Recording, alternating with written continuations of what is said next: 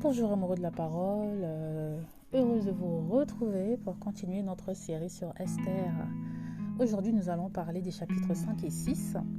Donc dans les chapitres précédents, on a parlé du contexte historique de Esther, on a introduit les différents personnages. Et là on est au point où dans le chapitre 4, on sait que le roi a signé cette déclaration pour faire exterminer les Juifs, voilà, et que c'est en fait la désolation. Et ce qui est intéressant à noter, voilà, ce qui peut nous intéresser, c'est pourquoi est-ce que Haman détestait autant Mardochée. Ok, Mardochée ne voulait pas fléchir les genoux devant lui, ne voulait pas l'honorer, alors que c'était même une recommandation du roi, mais on notera que lorsqu'on nous présente Haman au chapitre 3, juste pour revenir en arrière rapidement, on nous dit Haman fils d'Hammédatha l'Agagite. Et l'Agagite, ça nous fait penser à Agag, qui dans le livre de Samuel au chapitre 15 avait été épargné par le roi Saül qui avait désobéi à Dieu, et à cause de cela même il va perdre son trône. Il va avoir la désapprobation de Dieu, il va être destitué de son trône, et Samuel va lui dire, et Samuel d'ailleurs va tuer Agag, il va dire de même, 1 Samuel 15:3, de même que ton épée a privé les femmes d'enfants, ainsi ta mère sera privée de son fils entre les hommes. Puis il coupa Agag en morceaux devant l'Éternel à Gilgag. Bon, ça fait pas rire, ça va vraiment tuer quelqu'un.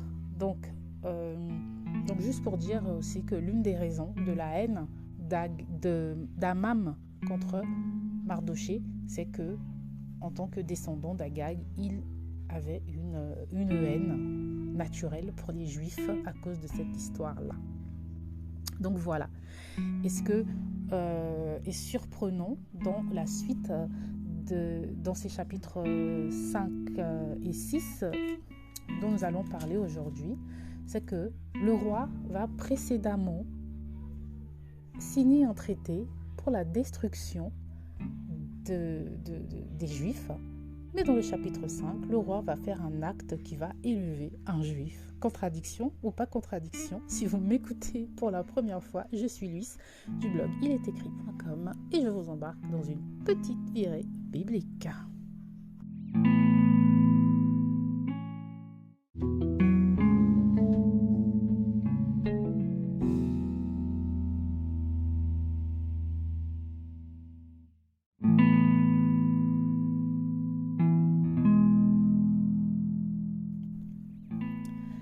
Alors, donc au chapitre 5, Esther se présente devant le roi.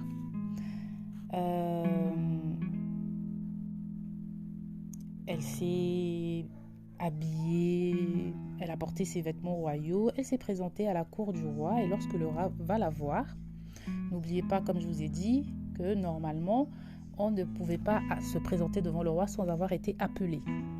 On risquait sa vie. Mais elle est allée, elle a pris son courage à deux mains, elle est allée et elle a reçu la faveur du roi, qui va lui dire cette expression intéressante.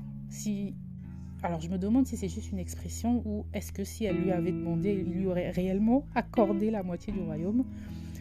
Il a dit quand ce serait la moitié du royaume, elle te serait donnée. Intéressant, n'est-ce pas? Et donc Esther va pour le coup demander au roi de venir. Elle lui a dit viens aujourd'hui avec Haman au festin que je lui ai préparé.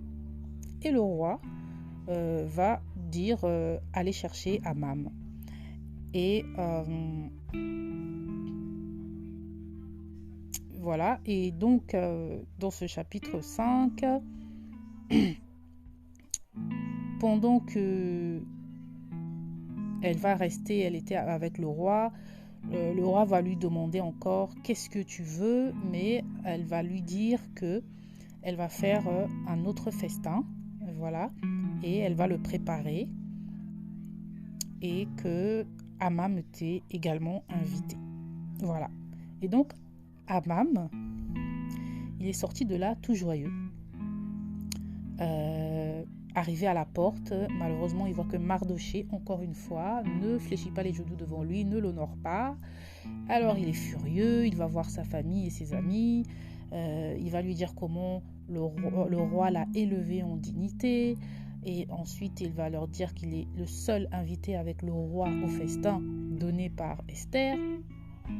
Et il va dire, et ensuite ses amis et sa famille vont lui dire de construire un bois de 50 coudées pour pendre Mardoché.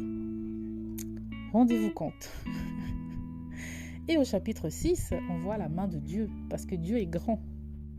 Parce que pendant ce temps, cette nuit-là, le roi n'a pas pu dormir. Et donc il va avoir une insomnie et va demander à lire les chroniques. Et il y a un épisode dont je n'ai pas parlé dans les précédents chapitres, c'est que Mardoché va aider à déjouer un assassinat contre le roi. D'accord ? Et donc le roi va lire cet épisode-là dans les chroniques et il va demander mais qu'est-ce qui a été fait pour remercier Mardoché ? Et les gens vont dire en fait rien. Et pour le coup il va faire appeler Amam. Il va demander qui est là dans la cour. Amam était là, il va le faire appeler. Et Amam, sans savoir, il va arriver et il va participer à l'élévation, ou on dit l'élévation de Mardoché.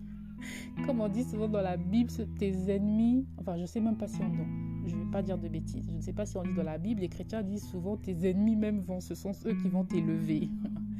Donc, Amam, l'ennemi de Mardoché, qui a fait signer dans le chapitre précédent un édit, un traité pour faire massacrer les Juifs, sans le savoir, le roi va lui dire que faut-il faire pour un homme que le roi veut honorer. Et lui, il va penser, il parle de moi là, forcément.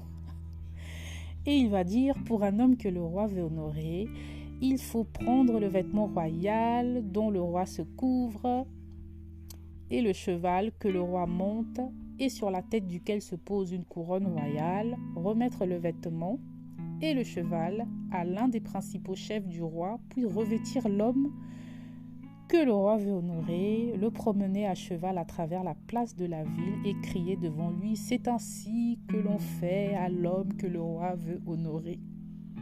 Et le roi va lui dire, dans ce cas, fais-le, et fais-le pour Mardoché.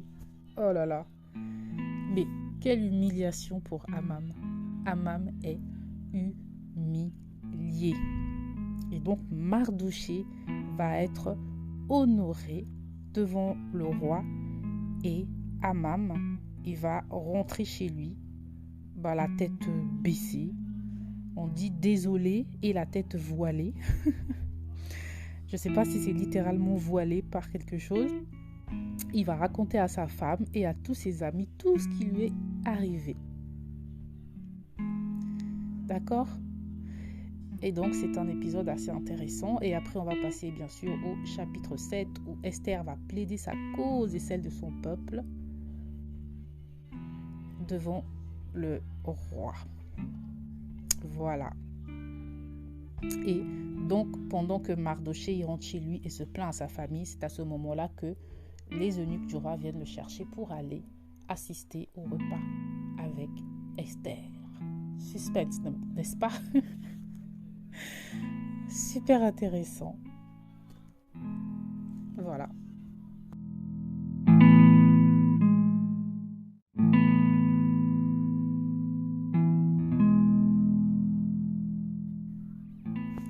Alors, ce qui est intéressant dans ces deux chapitres, et même dans les chapitres précédents, c'est qu'on ne mentionne jamais Dieu. On ne dit même pas son nom. On ne dit même pas le Dieu des Juifs. On ne dit même pas le Seigneur.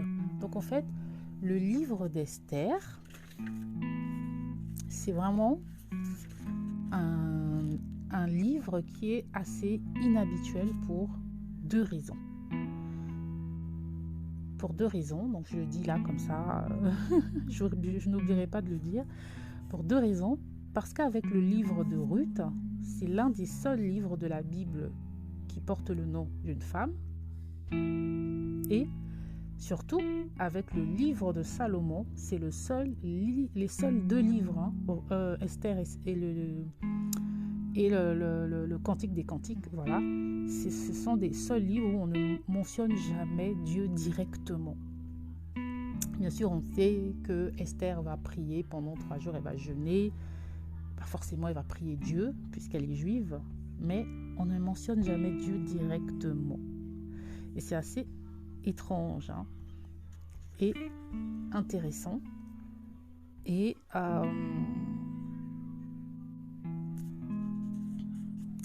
c'est aussi un livre, au-delà de l'histoire romantique, c'est vraiment un livre où il y a quand même beaucoup de détails historiques qui sont assez avérés.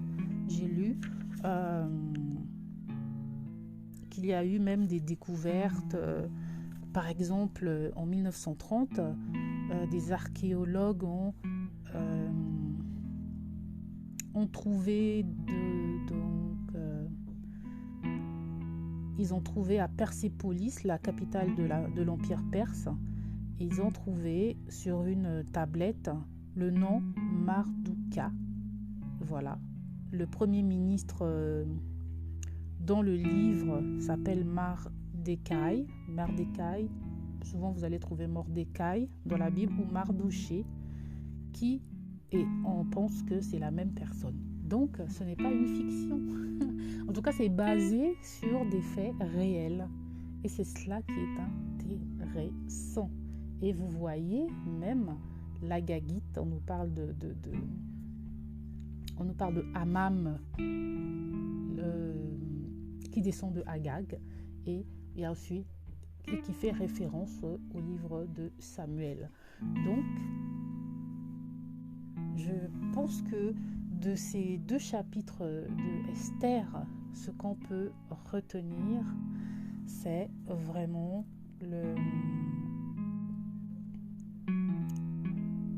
de voir l'humiliation qu'a reçue Amam, qui avait préparé, mis en place tout pour exécuter Mardoché, mais qui au final se retrouve à l'honorer.